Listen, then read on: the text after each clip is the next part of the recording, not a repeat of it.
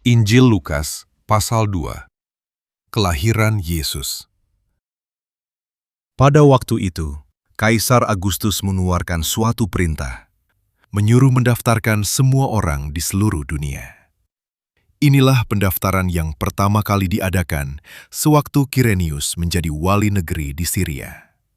Maka pergilah semua orang mendaftarkan diri, masing-masing di kotanya sendiri.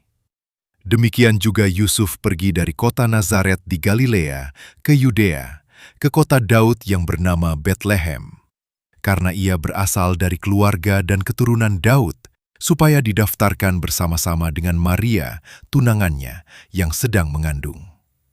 Ketika mereka di situ, tibalah waktunya bagi Maria untuk bersalin, dan ia melahirkan seorang anak laki-laki, anaknya yang sulung. Lalu dibungkusnya dengan lampin dan dibaringkannya di dalam palungan, karena tidak ada tempat bagi mereka di rumah penginapan. Gembala-gembala. Di daerah itu, ada gembala-gembala yang tinggal di padang, menjaga kawanan ternak mereka pada waktu malam. Tiba-tiba, berdirilah seorang malaikat Tuhan di dekat mereka, dan kemuliaan Tuhan bersinar meliputi mereka, dan mereka sangat ketakutan. Lalu kata malaikat itu kepada mereka, "Jangan takut, sebab sesungguhnya aku memberitakan kepadamu kesukaan besar untuk seluruh bangsa. Hari ini telah lahir bagimu Juru Selamat, yaitu Kristus, Tuhan, di kota Daud. Dan inilah tandanya bagimu. Kamu akan menjumpai seorang bayi dibungkus dengan lampin dan terbaring di dalam palungan."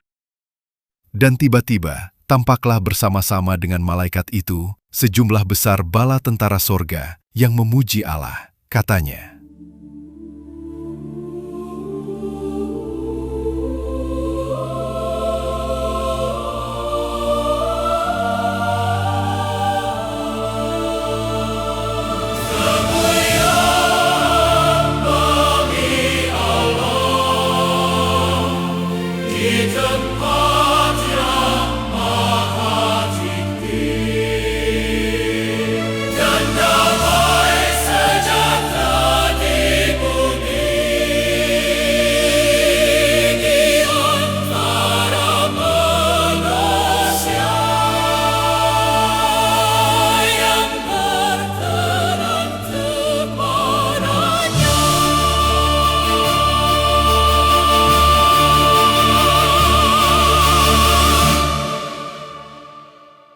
setelah malaikat-malaikat itu meninggalkan mereka dan kembali ke sorga, gembala-gembala itu berkata seorang kepada yang lain, "Marilah kita pergi ke Betlehem untuk melihat apa yang terjadi di sana, seperti yang diberitahukan Tuhan kepada kita."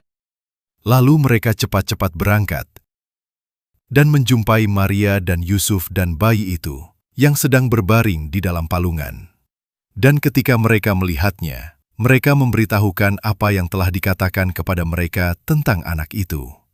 Dan semua orang yang mendengarnya heran tentang apa yang dikatakan gembala-gembala itu kepada mereka. Tetapi Maria menyimpan segala perkara itu di dalam hatinya dan merenungkannya. Maka kembalilah gembala-gembala itu sambil memuji dan memuliakan Allah, karena segala sesuatu yang mereka dengar dan mereka lihat, semuanya sesuai dengan apa yang telah dikatakan kepada mereka. Yesus disunat dan diserahkan kepada Tuhan. Simeon dan Hana. Dan ketika genap 8 hari, dan ia harus disunatkan, ia diberi nama Yesus, yaitu nama yang disebut oleh malaikat sebelum ia dikandung ibunya. Dan ketika genap waktu pentahiran, menurut hukum Taurat Musa, mereka membawa dia ke Yerusalem untuk menyerahkannya kepada Tuhan, seperti ada tertulis dalam hukum Tuhan. Semua anak laki-laki sulung harus dikuduskan bagi Allah. Dan untuk mempersembahkan korban menurut apa yang difirmankan dalam hukum Tuhan, yaitu sepasang burung tekukur atau 2 ekor anak burung merpati. Adalah di Yerusalem seorang bernama Simeon. Ia seorang yang benar dan saleh, yang menantikan penghiburan bagi Israel. Roh Kudus ada di atasnya, dan kepadanya telah dinyatakan oleh Roh Kudus bahwa ia tidak akan mati sebelum ia melihat Mesias, yaitu Dia yang diurapi Tuhan. Ia datang ke bait Allah oleh Roh Kudus. Ketika Yesus, anak itu, dibawa masuk oleh orang tuanya untuk melakukan kepadanya apa yang ditentukan hukum Taurat, ia menyambut anak itu dan menatangnya sambil memuji Allah, katanya, Sekarang Tuhan, biarkanlah hamba-Mu ini pergi dalam damai sejahtera sesuai dengan firman-Mu, sebab mataku telah melihat keselamatan yang daripada-Mu, yang telah Engkau sediakan di hadapan segala bangsa, yaitu terang yang menjadi penyataan bagi bangsa-bangsa lain dan menjadi kemuliaan bagi umat-Mu Israel. dan bapa serta ibunya amat heran akan segala apa yang dikatakan tentang dia. Lalu Simeon memberkati mereka dan berkata kepada Maria, ibu anak itu, Sesungguhnya anak ini ditentukan untuk menjatuhkan atau membangkitkan banyak orang di Israel, dan untuk menjadi suatu tanda yang menimbulkan perbantahan, dan suatu pedang akan menembus jiwamu sendiri, supaya menjadi nyata pikiran hati banyak orang. Lagi pula, di situ ada Hana, seorang nabi perempuan, anak Fanuel dari suku Asher. Ia sudah sangat lanjut umurnya. Sesudah kawin, ia hidup 7 tahun lamanya bersama suaminya. Dan sekarang, ia janda dan berumur 84 tahun. Ia tidak pernah meninggalkan bait Allah, dan siang malam beribadah dengan berpuasa dan berdoa. Dan pada ketika itu juga, datanglah ia ke situ, dan mengucap syukur kepada Allah, dan berbicara tentang anak itu kepada semua orang yang menantikan kelepasan untuk Yerusalem. Dan setelah selesai semua yang harus dilakukan menurut hukum Tuhan, kembalilah mereka ke kota kediamannya, yaitu kota Nazaret di Galilea. Anak itu bertambah besar dan menjadi kuat, penuh hikmat, dan kasih karunia Allah ada padanya.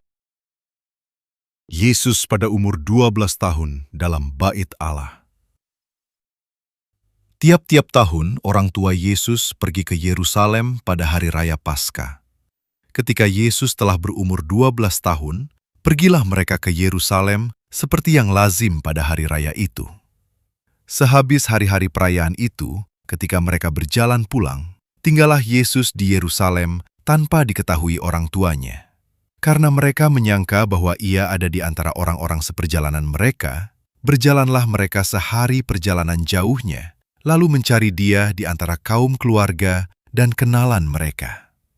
Karena mereka tidak menemukan dia, kembalilah mereka ke Yerusalem sambil terus mencari dia.